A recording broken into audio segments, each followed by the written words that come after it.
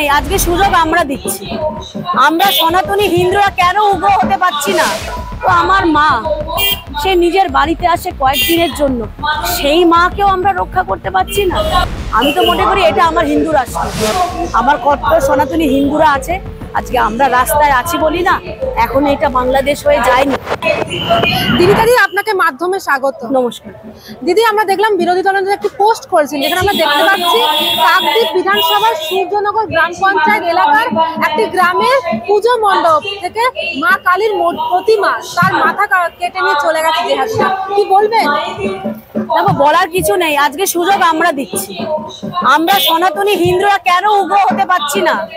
আজকে মায়ের সামনে দাঁড়িয়ে একটা কথাই বলবো, যদি মায়েদের নিজের ঘরের মহিলার যদি সম্ভ্রম আমাদের পুরুষরা যদি রাখতে না পারে, তাহলে সেই হিন্দু পুরুষের উপর এক রাস ধিক্কার জানাই।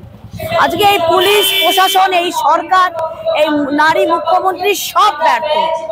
চূড়ান্ত অব্যবস্থা চলছে এই রাজ্যে, জঙ্গল রাজ চলছে, সবকিছু ভেঙে পড়েছে।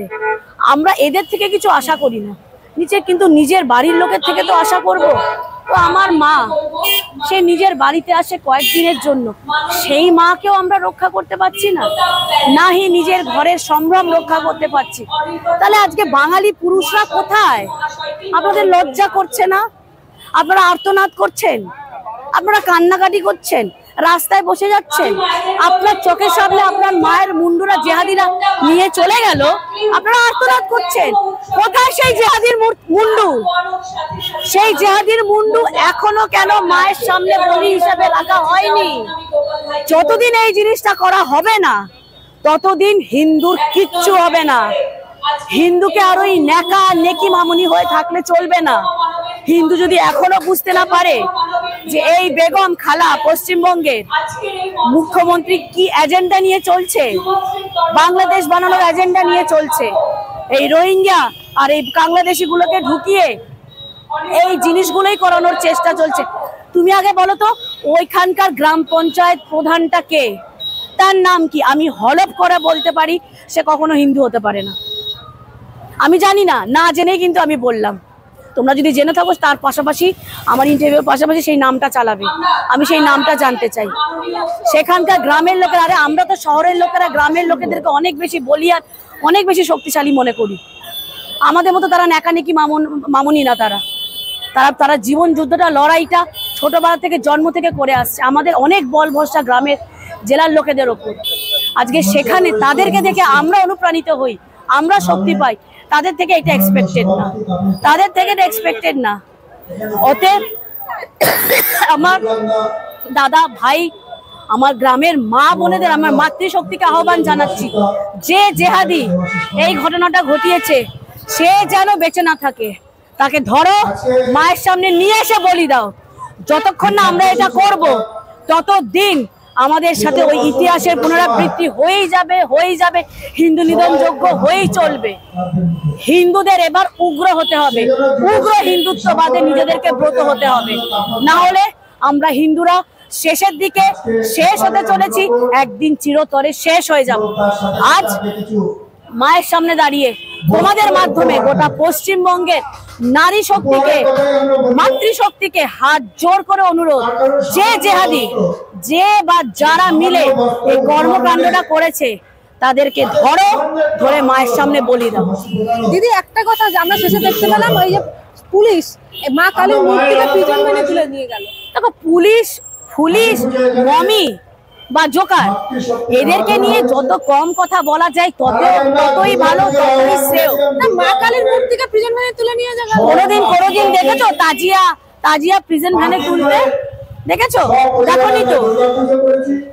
মানে এরা সব হচ্ছে জেহাদি সরকারের একটা পাপেট, এরা পাপেট হিসাবে কাজ করছে। তার মধ্যে আজকে তুমি প্যানেলে দেখবে, যে কটা পুলিশের প্যানেল হচ্ছে, সেখানে 100 ভাগের মধ্যে 80% কিন্তু সব অন্য সম্প্রদায়ের লোকজন, মুসলিম সম্প্রদায়ের লোকজন। তো তারা তো মূর্তি পুজোকে হারাম মনে করে। তো তারা কি করে এই জিনিসগুলোকে, তারা যদি আমাদেরকে সুরক্ষা দেয়, আমার মন্দির আমার মাকে সুরক্ষা দেয়, তাদের থেকে তুমি কি আশা করছো? তাদের থেকে তুমি ভালো কিছু আশা করবে না। অতএব এই যে আমরা বলি, আমরা খুঁজে বেড়াই ভালো মুসলিম খারাপ মুসলিম, তো আমার সেই ভালো মুসলিমদের কাছে প্রশ্ন, আজকে আপনারা কেন নামছেন না রাস্তায়? কোথায় ভাইচারা? কোথায় ভাইচারা? সেকুলারিজম কোথায়? কোনো একটা মানে গুটি কয়েকজনকে ছেড়ে দেখলাম না সমগ্র আমার মুসলিম ভাই বোনদের ছাপিয়ে পড়তে যে এই সব নোংরামোর বিরুদ্ধে সোচ্চার হতে। আজ অব্দি দেখলাম। বললে উল্টে তোমাদের ওদিক থেকে আমাদেরই হিন্দু বাঙালিরা লাভ দিয়ে আসবে বড় বড় ডায়লগ লেকচার কপচাতে। তাদেরকে তো মানুষের পর্যায়ে ধরি না। আরে যারা নিজের ঘরের মেয়ে বয়ে সংগ্রাম রক্ষা করতে পারে না, হ্যাঁ, ওই মানে হিজড়া ছক্কার মতো এখানে এসে কমেন্ট করতে আসে, তাদের প্রশ্নের উত্তর দেওয়ার প্রয়োজন আমরা অন্তত মনে করি না। আরে আগে নিজের বাড়ির সম্ভ্রমটা রক্ষা করার মিনিমাম ইচ্ছাটুকু আগে রাখুন। পড়া তো অনেক দূরের ব্যাপার। ভেরুয়ার মতো তো সব ছেড়ে বসে আছেন। আজকে আপনাদের কোনো বেসিক ক্ষমতা নেই, তাহলে আজকে এই দিনটা আমাদের দেখতে হতো না। তাও কি পশ্চিমবঙ্গের মতো জায়গায়, যেটা আমাদের ভারতবর্ষের মতো জায়গায়, আমি তো মনে করি এটা আমার হিন্দু রাষ্ট্র। তো আমার হিন্দু রাষ্ট্রে আমরা সংখ্যালঘু হয়েও আমাদেরকে এগুলো দেখতে হচ্ছে। এর থেকে লজ্জা ধিক্কার কিছু নেই, সেটাই তো বলছি। আমি আমার হিন্দু রাষ্ট্রে আছি, আমার হিন্দু রাজ্যে আছি, যেটাকে এই রাজ্যের খালা আপা চেষ্টা করছে পশ্চিম বাংলাদেশ, গ্রেটার বাংলাদেশ তৈরি করার। আর তার জন্য ক্রমাগত কিছু এই হিন্দু ভেগদারি, আরে তাদের ওই হিন্দুদের থুতুমারি, যারা হিন্দু হয়ে হিন্দু বিরোধিতা করে। আরে আপনি আওয়াজ তুলতে পারছেন না, যে আওয়াজ তুলছে তার পাশে দাঁড়ান, যে লড়ছে তার 7টা দিন, সেগুলো আপনারা করেন না। তাহলে আপনারা তো আরশোলার থেকেও নিকৃষ্ট। একটা পিঁপড়ে আরশোলা, তারাও যে জীবনটা পায় ওইটুকু জীবনে কিছু একটা করে যায়, আপনারা তাদের থেকেও নিকৃষ্ট। তো সেই সব হিন্দুদের বাদ দিয়ে বলছি, আমার কট্টর সনাতনী হিন্দুরা আছে। আজকে আমরা রাস্তায় আছি বলি না, এখন এটা বাংলাদেশ হয়ে যায়নি। প্রবল ভাবে চেষ্টা চলছে, প্রবল ভাবে, মানে জোর লাগিয়ে দিয়েছে রোহিঙ্গা আর বাংলাদেশি ঢুকিয়ে, কারণ আবার যাতে 26-এ রক্তাক্ত হয় বিজেপি থেকে প্রত্যেকটা বিজেপি কর্মী। সেই জন্য বলছি, এখনো যদি আপনারা জাগ্রত না হয়েছেন, তাহলে এই পুজোটাও করতে পারবেন না। আর ওই খালা আপা আজকে পুজোর নামে মাকে রাস্তায় নামিয়ে র্যাম্পে হাঁটাচ্ছে, কার্নিভাল করাচ্ছে, পুজো করে দিয়েছে। কি যেন বলে উৎসব, কি ধর্ম যার যার উৎসব সবার না, ধর্মটাও আমার, সনাতন ধর্ম উচ্চ ধর্ম, আর পুজো আমার, সব আমার। কারোর সাথে কোনো কিছু মেলালে চলবে না। আমি দেখলাম রচনা বন্দ্যোপাধ্যায়, তিনি বলছেন মা কালীর খড়গ একমাত্র মাননীয় মুখ্যমন্ত্রীর হাতে মানায়, আর কারো হাতে মানায় না। মা কালীর আমি প্রত্যেকটা রাজ্যের মহিলাদের, বিশেষ করে কন্যা সন্তানের মায়েদের বলবো, আমিও সব ওই মানে যে প্রাসঙ্গিক না, যাকে কেউ চেনেই না, এরা সব ওই পয়সার জন্য যা খুশি করতে পারে।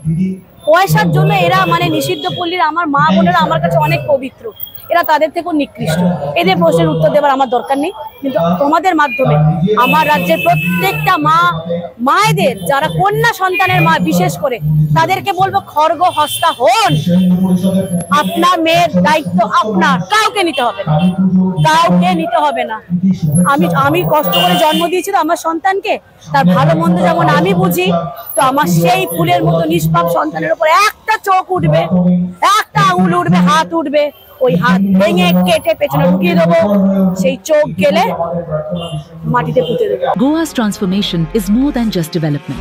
It's about progress and a brighter future for all. Bridges that unite aspirations, highways that bring communities closer, world-class airports welcoming opportunities. From modern infrastructure to seamless connectivity, Goa is on the fast track to grow. Under the decisive leadership of Prime Minister Narendra Modi and Chief Minister Dr. Pramod Sawant, the double-engine Sarkar is driving Goa towards Vikasit Bharat 2047, a future of prosperity, innovation and limitless possibilities.